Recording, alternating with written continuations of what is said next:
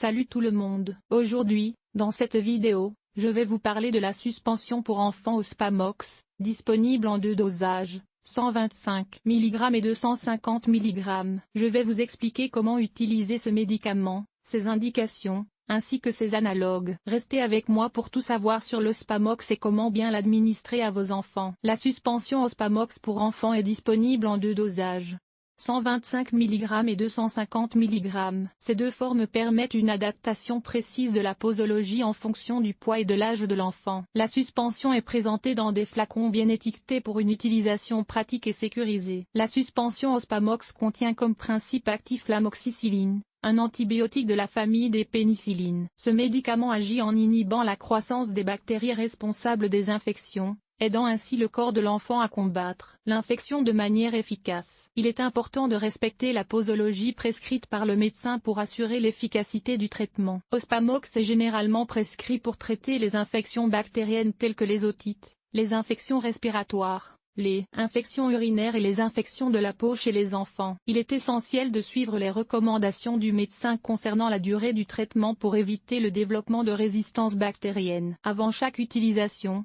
il est important d'agiter le flacon de suspension pour homogénéiser le contenu. La posologie doit être mesurée avec précision à l'aide d'une seringue doseuse ou d'un gobelet gradué fourni avec le médicament. Il est recommandé de prendre Ospamox à intervalles réguliers pour maintenir des concentrations constantes dans le corps et assurer une efficacité maximale. En conclusion, la suspension Ospamox est un médicament efficace pour traiter diverses infections bactériennes chez les enfants. En suivant attentivement les instructions d'utilisation et en respectant la posologie prescrite, vous contribuez à la guérison rapide et sûre de votre enfant. N'oubliez pas de consulter un professionnel de la santé pour toute question ou préoccupation concernant ce médicament. Pour préparer la suspension Ospamox pour enfants, vous aurez besoin de suivre les instructions fournies par le médecin ou indiquées sur l'emballage du médicament. Généralement, il faut agiter le flacon avant usage pour bien mélanger le sirop. Utilisez la cuillère doseuse fournie pour mesurer la quantité exacte de médicaments à administrer. La posologie de la suspension Ospamox dépend du poids de l'enfant et de la gravité de l'infection. Il est essentiel de suivre scrupuleusement les recommandations du médecin pour éviter les risques de sous-dosage ou de surdosage. Généralement, la posologie est calculée en fonction du poids de l'enfant,